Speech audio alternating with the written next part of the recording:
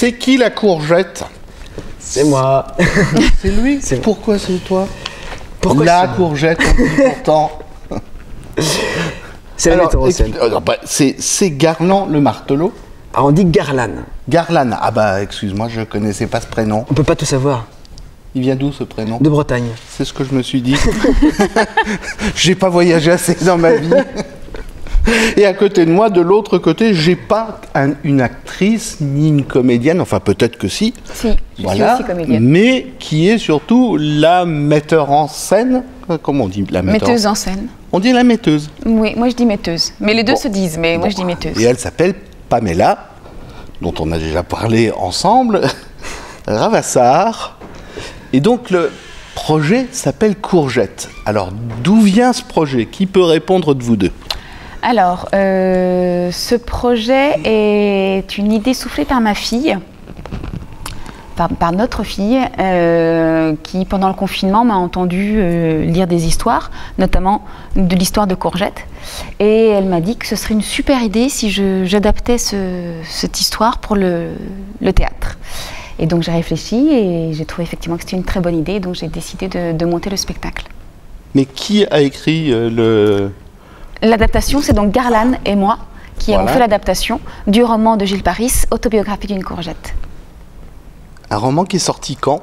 Qui est sorti en 2002 et qui avait eu aussi d'autres adaptations, pas théâtrales, mais une adaptation pour un téléfilm en 2007 et aussi pour un film d'animation en 2016 qui avait eu 2 Césars en 2017 et une nomination aux Oscars, qui s'appelait Ma vie de courgette. Bon, on va essayer de savoir plus avec Courgette. Alors, bah oui, c'est quand même toi. Alors, tu vas te présenter parce que, à mon avis, tu es un tout petit peu plus jeune sur scène que ce que tu es dans la vie. Exactement, j'ai quelques années de plus que Icare, voilà. Qui est appelé Courgette par sa maman. Courgette, il va, en voulant tuer le ciel pour rendre sa mère heureuse, il va accidentellement tuer sa maman. Et après, il va se retrouver au foyer des Fontaines, où il va faire la rencontre d'autres enfants écorchés comme lui, des enfants qui ont eu des parents plus que défaillants. Et ensemble, ils vont essayer de recoudre leur cœur, notamment grâce aux éducateurs du foyer. Vous avez la Rosie, vous avez Madame Papineau, la directrice, vous avez aussi Raymond, un gentil gendarme qui va se prendre d'affection pour Courgette. Et ces enfants aussi vont faire preuve de résilience et essayer de trouver le soleil qui leur fait défaut jusqu'ici, notamment à travers la musique. C'est un spectacle qui est aussi très musical. Oui, d'ailleurs, on le voit. Derrière nous, il y a un petit peu, il y a une batterie, là, il y a un piano. Il y a aussi un violon, une basse, une guitare. Un harmonica, un glockenspiel. Il y a du monde et pourtant, vous n'êtes que 5 sur scène. Hein. On est 5 sur scène et il y a à peu près 11 personnages. Alors moi, je joue Courgette. Courgette. Final. Point final, et c'est pas mal. C'est pas mal. Je suis sur scène du début jusqu'à la fin. Oui. Et par contre, mes merveilleux partenaires, eux, font 2, 3, voire 4, il y a 12 personnages. 12 personnages. Ouais. Je l'avais oublié. Et c'est pas difficile pour toi, qui est tout seul, enfin tout seul, je m'entends, qui est le seul à ne pas avoir 2 rôles. Tout d'un coup, tu as ta partenaire qui se transforme en une autre partenaire, voire un qui se transforme en une ou une qui se transforme en un. À la fin, tu t'y retrouves quand même? Je m'y retrouve quand même et ça c'est chouette chaque soir de retrouver ces personnages. Je dis ah tiens, après cette telle scène, je vais croiser Madame Colette ou Rosie. Et ça c'est chouette d'être tout le temps sur scène et puis de faire des rencontres quotidiennement avec tous ces personnages qui sont riches en couleurs et en émotions. Ton parcours avant de te retrouver en Courgette. Ah bah ça, j'allais pas la rater quand même. Bien sûr, je fais une très belle Courgette. Mon parcours, alors moi ça fait 15 ans que j'ai la chance de faire ce métier. J'ai fait la classe libre des cours Florent. Et en sortant de la classe libre, j'ai travaillé avec Georges Lavelli dans un spectacle qui s'appelait Himmelweg au théâtre de la Tempête.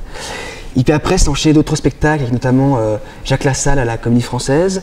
J'ai joué aussi dans En attendant Godot, mis en scène par Bernard Lévy au théâtre de l'Athénée. Et puis plusieurs participations et collaborations avec Pamela et sa compagnie, la compagnie Paradoxe. Voilà, jusqu'à cette belle Courgette. Alors Pamela, même question. Quel est le parcours? Puisque maintenant je sais, comédienne, et metteur en scène. Exactement. Et écrivaine. Exactement. C'est ma deuxième adaptation d'ailleurs. La première adaptation, c'était avec Johanna Boyer. On avait adapté ensemble La Dame de chez Maxime, pièce dans laquelle d'ailleurs je jouais aussi. Je faisais le rôle de Madame Petitpont. Et mon parcours, comme Garland Le Martelot, j'ai fait aussi la classe libre du cours Florent. J'ai fait aussi conservatoire de région de Besançon et conservatoire d'arrondissement. Et j'ai fait des études classiques. J'ai fait Cagnes-Hippocagne aussi en parallèle. Donc rien à voir. Et après, j'ai commencé à travailler aussi assez vite avec tout d'abord une compagnie en région. Et puis après, j'ai travaillé avec Johanna Boyer sur La Dame de chez Maxime, sur Les Filles aux mains jaunes. J'ai travaillé aussi avec Henri Dalem, avec qui j'avais fondé la compagnie. J'étais aussi l'assistante de Marcel Bozonnet à la Comédie Française sur Le Tartuffe. De Volodya Ser aussi sur Oblomov qui s'était joué aussi à la Comédie Française et sur Les Trois Sœurs qui s'était joué à l'Athénée. Voilà, et puis j'ai ma compagnie depuis 2008. Mais tu vas nous présenter un peu les autres personnages et les autres comédiens. Bon. Alors, on laissera les comédiennes pour mon voisin. Ah d'accord, donc moi c'est que les hommes, très bien. Voilà. Donc, c'est bien la parité. T'as plus de boulot quand même. Non, parce qu'il y en a déjà un qui est là. Oui, c'est vrai. Il y a Vincent Viotti.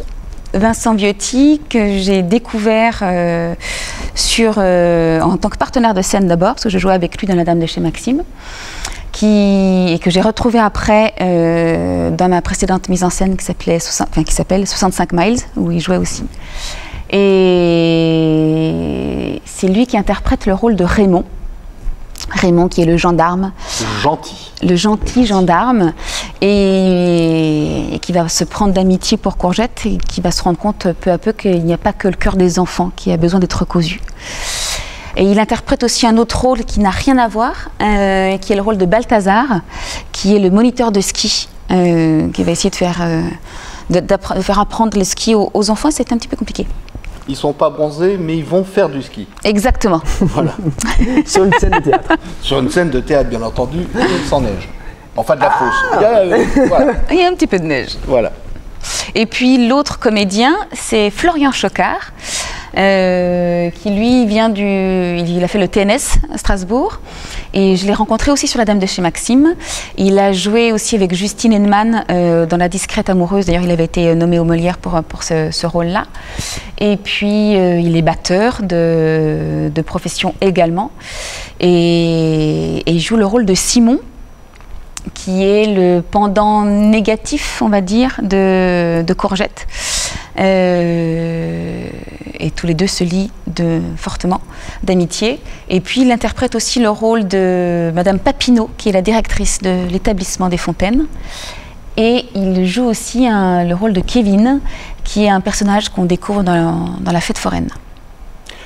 Beaucoup de rôles. Puis en plus, c'est le plus grand, lui. Hein. Et en plus, c'est le plus grand. Et il fait aussi du piano et il chante aussi. Et je n'ai pas dit pour Vincent, Vincent joue également de la guitare et de l'harmonica. Voilà, on a fait le tour. Je crois. Donc, non. Voilà. À mon tour? Ah bah, tiens.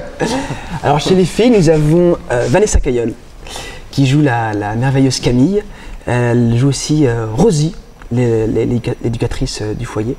Et Vanessa, elle a un parcours un peu atypique, dans le sens où elle vient d'abord de la danse, après elle s'est tournée vers la comédie musicale, et il s'avère que c'est aussi une excellente comédienne, en plus d'être une excellente danseuse et chanteuse.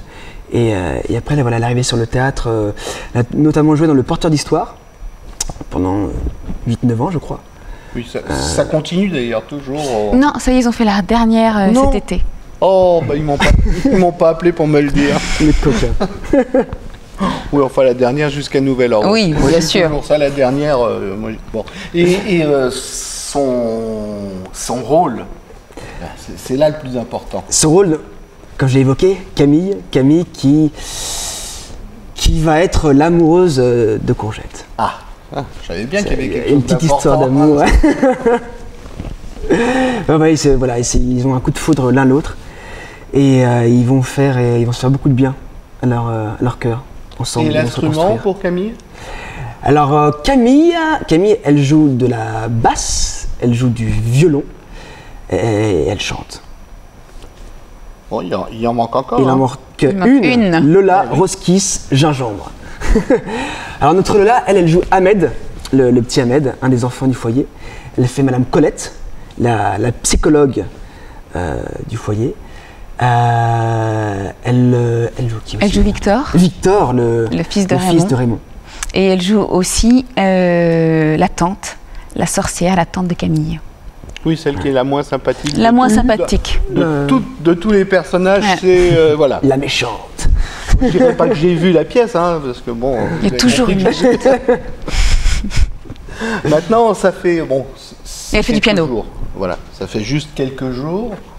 Vous vous sentez comment? Vous avez envie de quoi? Est-ce que vous avez déjà fait évoluer la pièce? C'est-à-dire, ça, on va... Et ça, on va le... Non? Non, c'est une pièce qui est très rythmée et la pièce dans son intégralité fait vraiment office de partition de musique. Et on ne peut pas trop modifier des choses en cours de représentation. Alors après, on l'a travaillé plusieurs fois parce qu'on l'a créé en mai 22. Et donc, bien sûr, au fur et à mesure des représentations, moi, j'ai rajusté quand on avait des répétitions, des possibilités de répétition. Et ça a été le cas là. Il y a certaines choses qui ont été modifiées pour le Tristan Bernard. Mais pas là au jour le jour. Après, ils ont leur liberté dans leur carcan.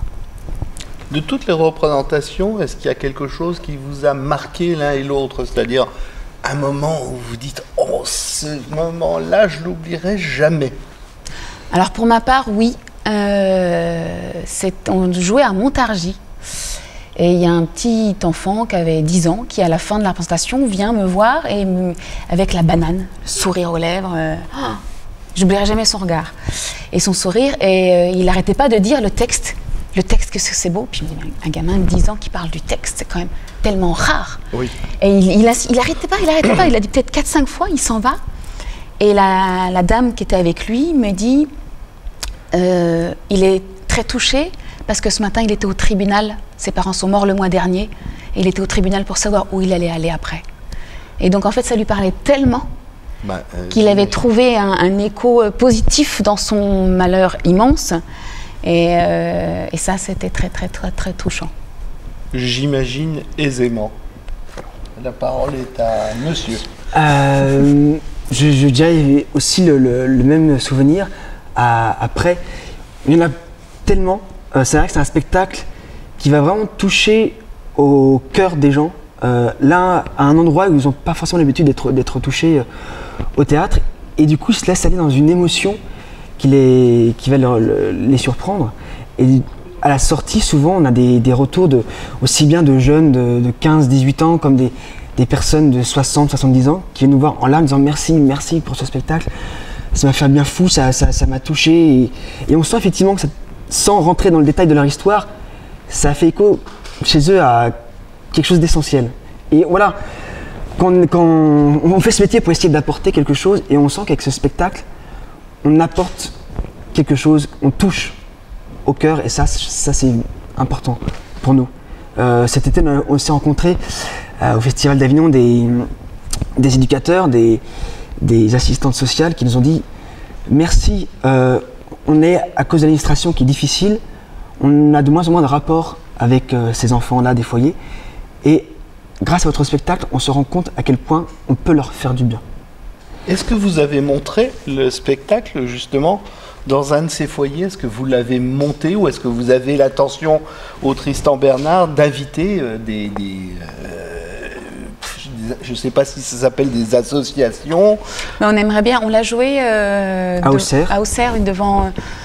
On avait fait une supplémentaire devant tout le personnel de l'ASE et aussi devant des foyers.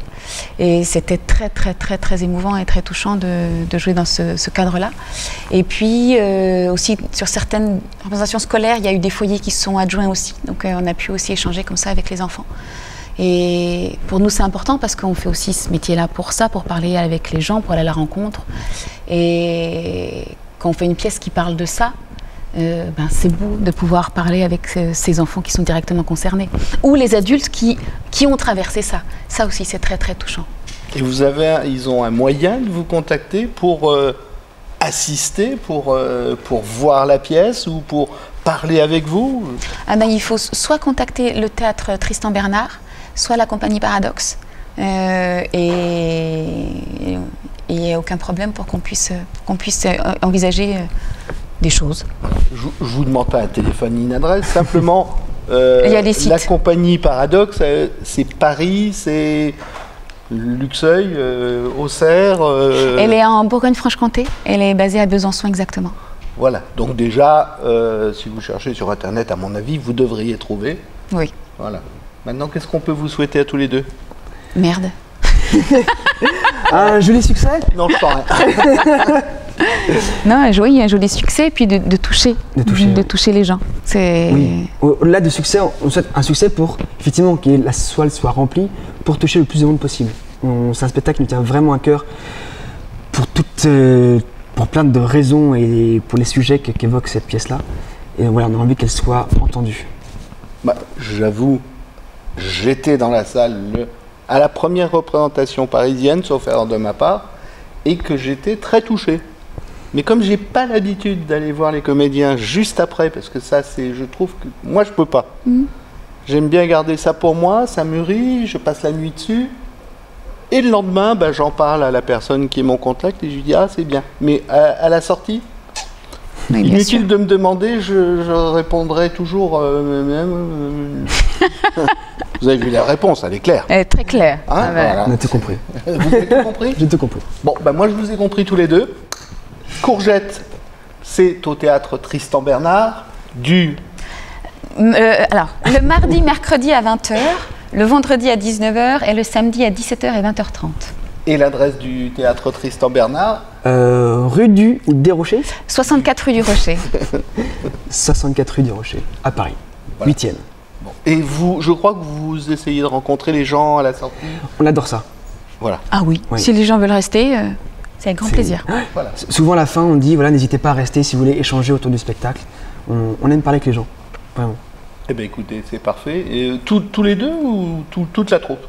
Toute la troupe. Toute la troupe, oui. Bah, après, il y a des soirs où on est plus fatigué que d'autres, et donc voilà, mais oui, bien sûr. Bon, et alors vous m'avez donné les jours de la semaine, mais le dimanche, le samedi, il y a 2 représentations, non? Pas le dimanche, ça joue pas le dimanche. Ouais. Et ça joue le samedi 2 fois à 17h et 20h30. Bon, vu qu'on est samedi et qu'il n'est pas loin de 17h, je suis bien obligé de vous dire au revoir. Merci. Merci.